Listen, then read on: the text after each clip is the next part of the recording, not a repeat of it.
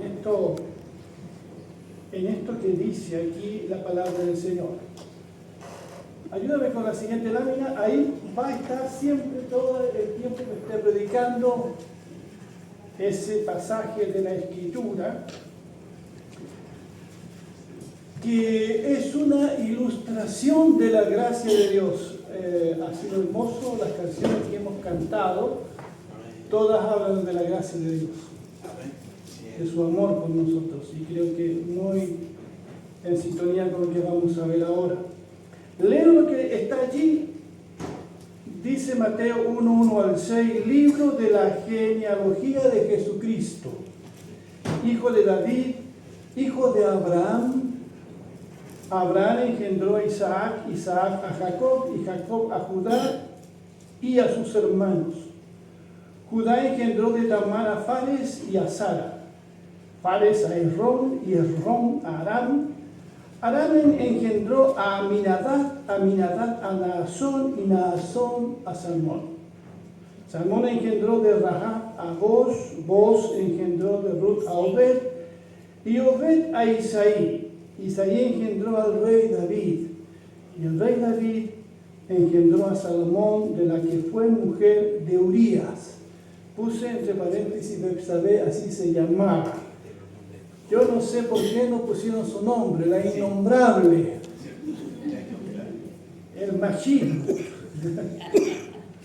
Entonces no pusieron el nombre de Betsabé, solamente la que había sido mujer de Urías. Me parece que no hacía falta que les leyera este párrafo, porque seguramente lo saben de memoria.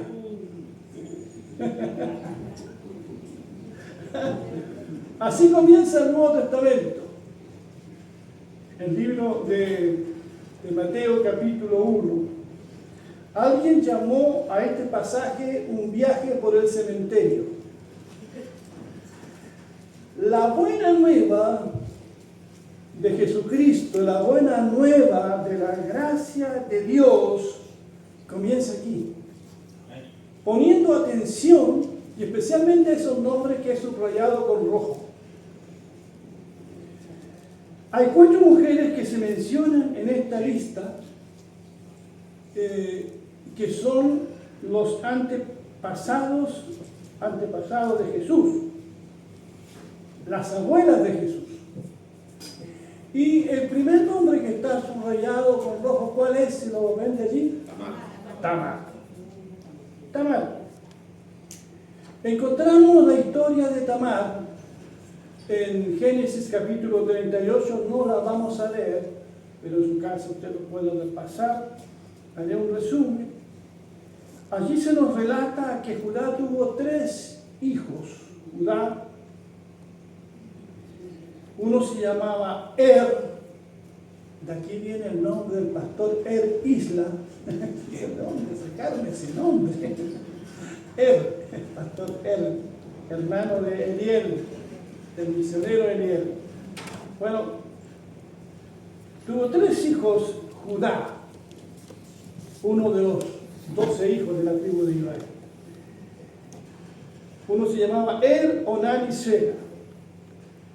El relato bíblico dice que el primero de ellos se casó con esta mujer que aparece allí, Tamar. Pero posteriormente falleció quedando Tamar viuda. Ahora bien, en ese tiempo, el matrimonio no tenía que ver tanto con el amor, sino con la herencia. Por eso cuando un hombre moría y no dejaba hijos que aseguraran los derechos de propiedad de la familia, la tradición, la ley exigía que el segundo hijo tenía que casarse con la viuda de su hermano mayor. El primer hijo de ese matrimonio sería considerado hijo del primer esposo, no sé si me van a entender, sí, y heredaría los bienes del esposo fallecido. Ahora bien, el segundo hijo de Judá, Onán, al darse cuenta de que la herencia iría a la familia de su hermano fallecido, y no a su propia familia, decidió no cumplir con la tradición y por lo tanto nunca consumó, nunca terminó la relación sexual. Eso dice el relato. Sí. Al poco tiempo, este hombre, Onán, el segundo esposo de Tamar, también falleció porque no agradó a Dios lo que hacía. Ahora piensen ustedes qué habrá pensado el padre de estos dos hijos fallecidos. Habrá pensado: he dado dos de mis hijos a mi nuera Tamar y ambos se han muerto sin dejar herederos. Creo que es tiempo de que Tamar regrese donde su padre. Claro. Quiero que salga de mi vida. Quiero que ya se olvide de mi familia. Y eso fue lo que hizo. No cumplió Judá con dar su tercer hijo como esposo a Tamar. Génesis 38 dice que Tamar desapareció por un tiempo de la vida de Judá y de sus hijos, de su familia, pero finalmente tomó la iniciativa. Había soportado suficiente injusticia, su suegro había quebrantado la tradición, la ley, así que un día se vistió de prostituta y se sentó a orillas del camino. Y tal como ella supuso, llegó Judá y decidió tener relaciones con esta mujer que él no sabía quién era. El único problema es que Judá no tenía dinero para pagarle. Así que le dijo a la mujer: te voy a pagar más tarde. En el verso 18 de Génesis 38, él le preguntó: ¿qué quieres que te dé en garantía?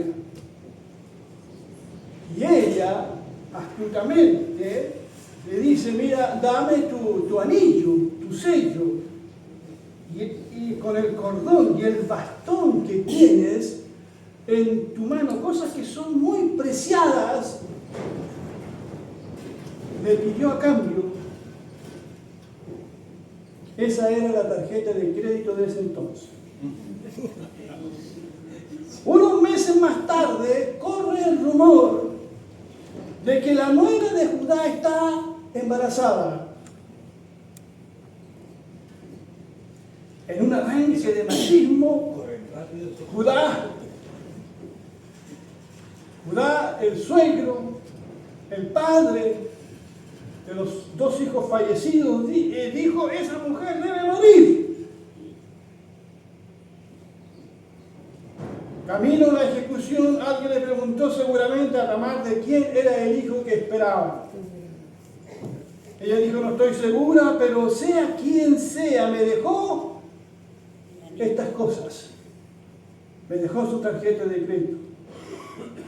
Por supuesto, el anillo, el bastón, el báculo acusaron a Judá como el padre de ese niño. Y esto es lo interesante aquí. Algunos están escuchando como si por primera vez escucharan esta historia. Van a llegar a su casa y a leer Génesis 38. Bueno, ¿saben, hermano? El resultado de esto fue el nacimiento de mellizos que están aquí en la genealogía de Jesús. Y esos mellizos que nacieron de esta relación de Tamar con Judá fueron antepasados del rey David y de nuestro Señor Jesucristo, que llamaban Fares y Zara con Z. Después les preguntaré algunas cosas sobre esto. Veamos el caso de la segunda mujer un poco más conocida. ¿Cómo se llama? Está subrayada allí. Rahab. Ahí está, la conocemos más, ¿cierto? Su historia está en Josué capítulo 2. Israel, el pueblo de Israel, venía de un largo andar por el desierto. ¿Cuántos años anduvieron por el desierto? 40 años antes de pisar la tierra prometida. Y la primera ciudad para conquistar en la tierra prometida era la gran ciudad amurallada de Jericó. Josué, el líder, envía 2 espías para que vayan a inspeccionar a los enemigos antes de tomar posesión de la tierra. Y para que nadie sospechara de estos espías, estos se meten en el barrio rojo de la ciudad de Jericó. Y llegan ¿dónde? A la casa de Rahab. Y Rahab era una ¿qué? Era una prostituta. Era una ramera. Qué interesante, ¿eh? Una mujer que a pesar de su vida conocía, había escuchado de Dios, del Dios de Israel, de este Dios, y así se nos dice a los espías que había sacado con mano poderosa a su pueblo de Egipto, que había abierto el mar rojo. Un Dios que le había dado a ese pueblo en peregrinación victoria sobre sus enemigos. Y esta mujer Rahab, le dijo a esos 2 espías israelitas: aquí en Jericó todos tienen miedo de ese pueblo. Han escuchado hablar del Dios de Israel y de Israel. Así que les hizo prometer que cuando ellos conquistaran la ciudad, tuvieran misericordia de ella, de Rahab, la ramera, y de toda su familia, de sus padres, sus hermanos, sus hijos. Y estos 2 espías les dijeron: bueno, si no nos delatas, nosotros haremos misericordia contigo cuando pongamos los pies aquí en Jericó. En Jericó. Cuando Israel toma posesión, conocemos el relato, ¿verdad? Y Josué le dice a los espías: bueno, hay que hacer misericordia de Rahab, y Rahab es quitada de la ciudad con toda su familia antes de que ésta sea destruida. Y Rahab llega a vivir dentro del pueblo de Dios. Y se casa con un israelita. Un israelita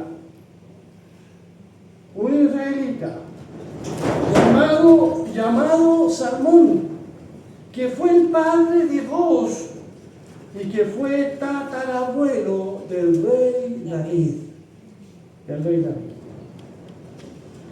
En Hebreos 11:30 y 31 habla de la fe de Rahab. Dice: por la fe cayeron las murallas de Jericó después de haber marchado el pueblo 7 días a su alrededor. Por la fe la prostituta Rahab no murió junto con los desobedientes, pues había recibido en paz a los espías. Aquí dice que esta mujer era una mujer de fe, y fue su fe, aparece allí en los héroes de la fe de Hebreos 11, fue la fe la que salvó a Rahab, su fe en Dios, la gracia de Dios obró en su vida.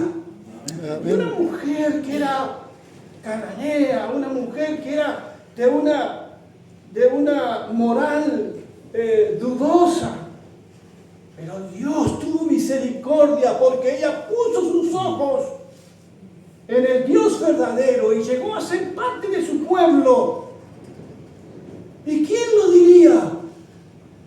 Una antepasada del Señor Jesús está en su línea genealógica. Algo increíble. Así que, hermanos y hermanas y amigos, esa lista de nombres con la que comienza Mateo 1 al 6 nos habla de lo grande que es el amor de Dios, de lo grande que es la gracia de Dios. Las obras no hubiesen podido salvar a Rahab, pero la salvó su fe en este Dios lleno de amor y misericordia. ¿Cuántos dicen amén? Amén. Amén. ¿Cuál es la tercera mujer que se menciona allí? Ruth. ¿De dónde era Ruth? Era De Moab. De Moab. Un país que estaba al otro lado del río Jordán, vecino de Israel. Moab descendía de la cultura de Sodoma y Gomorra. La historia de Ruth tiene lugar en los días de los jueces, donde cada uno hacía lo que bien le parecía, pero Dios estaba obrando en silencio. Y Dios escogió a Ruth, la moabita, para traer nada menos que al Salvador a este mundo. ¿Saben ustedes cómo nació el pueblo de Moab? ¿Cuál fue el origen de Moab? De una relación incestuosa entre Lot y sus hijas. Son esos relatos bíblicos no aptos para menores, pero cuando uno lee Génesis 18 y 19, encuentra el origen de los moabitas. Ruth quizá no es pecadora como Rahab, pero es moabita. Su pueblo tiene un pasado, un origen dudoso. Su legado es Sodoma. Ese es el telón de fondo de la historia de Ruth. En los días en que gobernaban los jueces, cuando cada uno hacía lo que bien le parecía, había hambre en Judá. Y Elimelech, creo que ese era el esposo de Noemí, toma a su mujer Noemí y decide, y toma a sus hijos Malón y Kelión y les dice: vamos a Moab, porque aquí en Judá no hay pan, no hay trabajo. Había un gran hambre, una gran escasez. Y para los que conocen el relato, allí estando en Moab, Noemí queda viuda y sus hijos se casan con mujeres moabitas. Ruth era una y Orfa era la otra. Pero también mueren los hijos de Noemí y quedan estas dos mujeres viudas. Y en su dolor y en su amargura y en su aflicción, Noemí decide volver a su pueblo, a Judá, a Israel, porque había escuchado que Dios había visitado de nuevo a su pueblo para darles pan, para darles bendición. Y ustedes conocen ese diálogo que se produce allí. Noemí regresa, pero les dice a sus nueras: ya, quédense aquí en su pueblo Moab, déjenme a mí regresar sola, no tengo más hijos para darles. Orfa la besa y decide regresar a su pueblo, pero Ruth, conocen, ¿verdad?, la insistencia de Ruth: no te dejaré. Y Ruth, una moabita, dice: tu Dios será mi Dios, un acto de fe. Tu pueblo será mi pueblo. La misma historia de Rahab que se repite en Ruth. Tu pueblo será mi pueblo, tu Dios será mi Dios. Una moabita con una fe increíble. Noemí acepta que ella regrese con ella.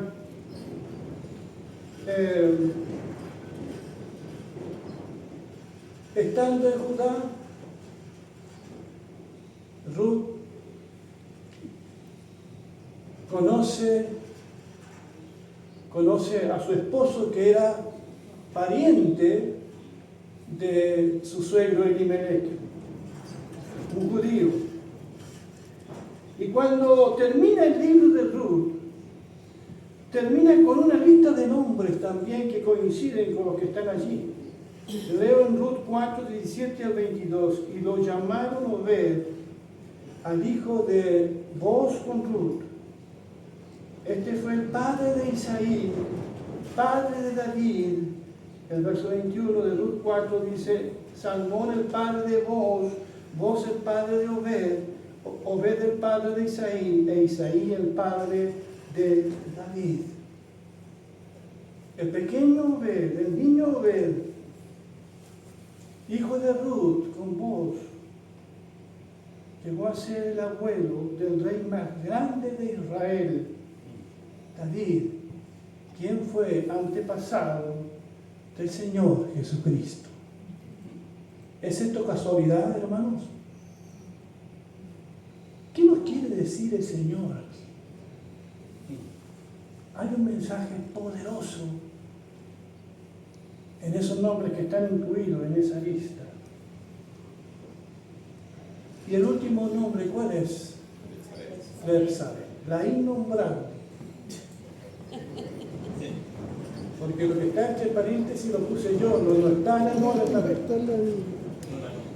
La señora de Urías, su relato está en 2 Samuel 11, era la esposa del mejor soldado de David. La historia dice que David tenía unos 40, 42 años. Está atravesando una crisis personal, David, el rey. La vida se había vuelto aburrida para el rey. Hace mucho tiempo que ya no escribe un salmo, que no compone una canción para el Señor. Hace bastante tiempo que ya no mata a un gigante, ni siquiera a un león. Al rey ya no le interesa ir a la guerra. Cuidado con eso. Está muy relajado, pidiendo de los recuerdos, pidiendo de experiencias pasadas. Su ejército está luchando, sacándose la mugre en el campo de batalla. Pero él tiene todo el tiempo del mundo en sus manos. No haya qué hacer, está aburrido y se va al balcón del palacio y ve a la esposa de su mejor soldado bañándose. Tiene un breve romance con ella. Semana después sabe que Betsabé está embarazada. Y David tiene que esconder eso y planifica cómo hacerlo. Plan A. Le escribe al general Joab, que está peleando con su ejército, para que envíe a casa a Urías, esposo de Betsabé, para que pase un tiempo con su esposa, para que la gente piense que el hijo es de él. Urías regresa, pero dice, ¿cómo yo voy a estar con mi esposa si los soldados están peleando la guerra? Era un hombre leal. Era un hombre que tenía un carácter digno de imitar. Falla el plan A, pero hay un plan B. David lo invita al palacio y lo emborracha con la esperanza de que Urías fuera a su casa después, pero Urías no fue a su casa. Esto parece novela turca.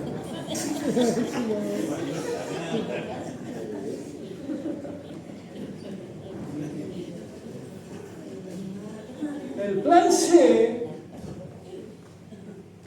es de no creer.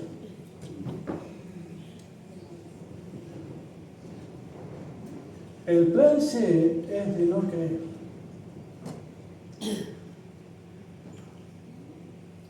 Hermanos, hermanas que están aquí, somos capaces de las cosas más increíbles. Lo que está pasando en nuestro país y en el mundo, noticias que nos sorprenden. Uno dice, ¿cómo esta persona pudo hacer eso? ¿Pudo llegar a eso? cuando asesina, cuando viola, cuando roba el dinero de todos nosotros. ¿Cómo puede estar pasando eso?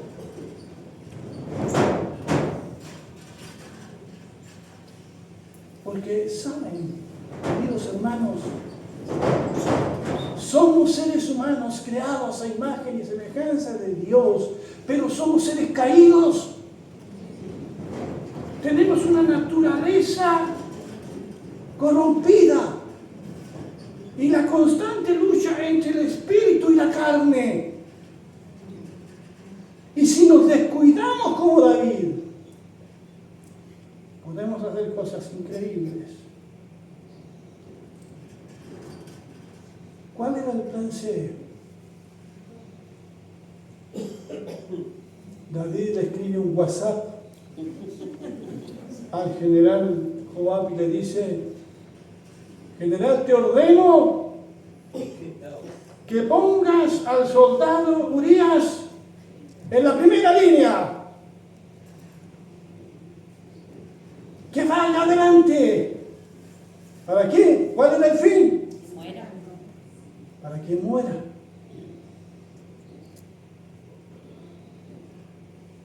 ¿Y qué pasó con Urías? Murió. Murió peleando por su rey, peleando por su pueblo.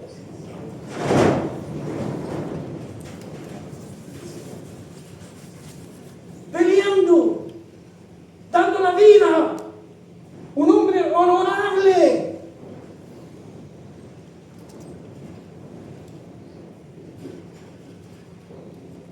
Los que sabían de esto aplaudieron al rey David. ¡Qué bueno, rey! ¿Cómo no se nos había ocurrido antes? Te has quitado un problema de encima. Pero había uno que no estaba contento con eso. ¿Cómo se llamaba él? Natán el profeta. Dios le dice a Natán: estoy muy triste por lo que David ha hecho. Y Natán enfrenta al rey, como un día Juan el Bautista enfrentó a Herodes. Lo enfrenta y le dice: ¿cómo pudiste hacer eso? Ese niño muere. Pero después de esa relación de David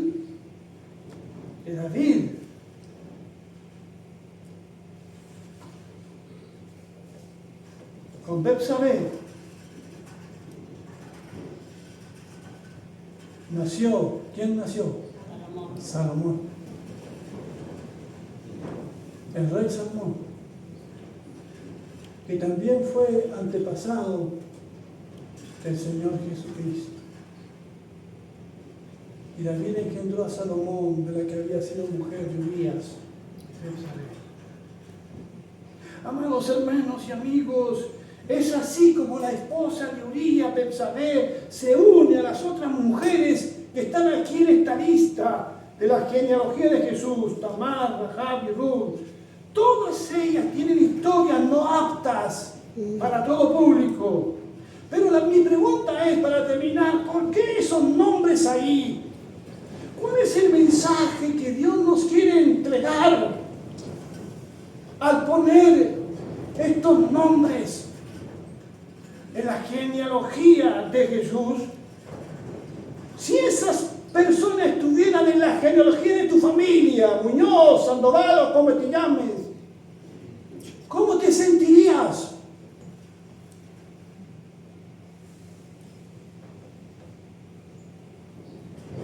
Pero ¿qué nos quiere decir Dios aquí?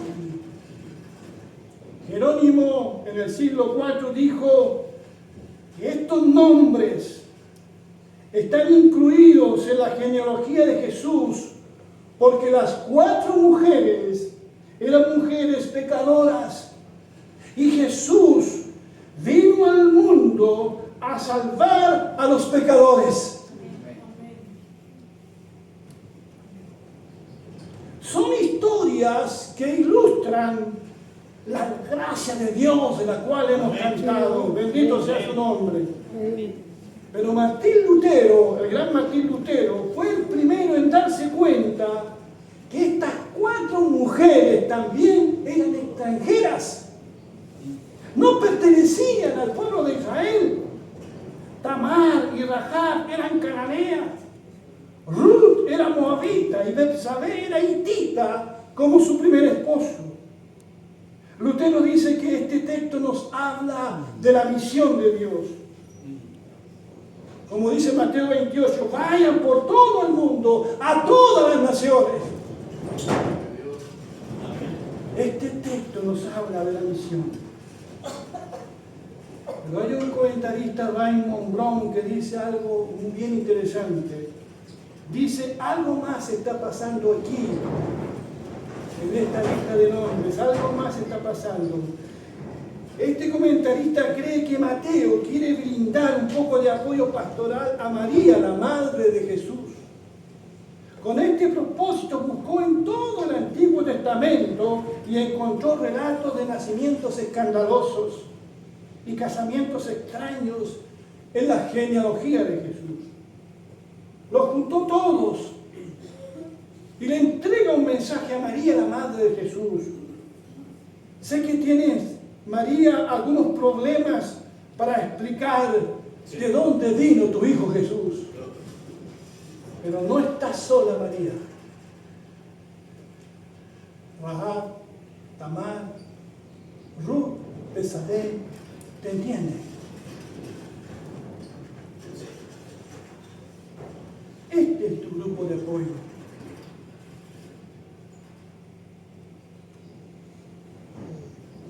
Hermanos, hermanas, amigos, amigas, Jesús, al encarnarse, a venir a este mundo, se conecta con todas las razas del Medio Oriente. Esta lista de nombres destruye el racismo en todas sus formas. Lo que dice es que Jesús llegó a este mundo para recuperar para sí a los suyos.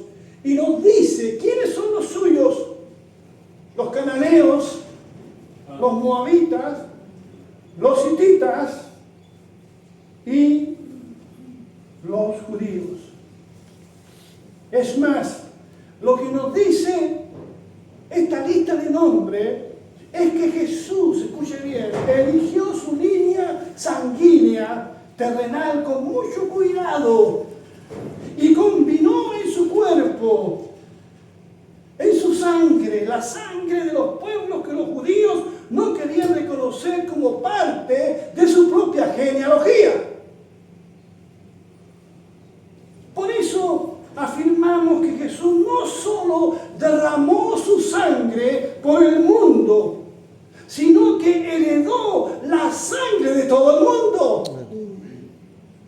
La sangre del cananeo, del moabita, del hitita, del judío.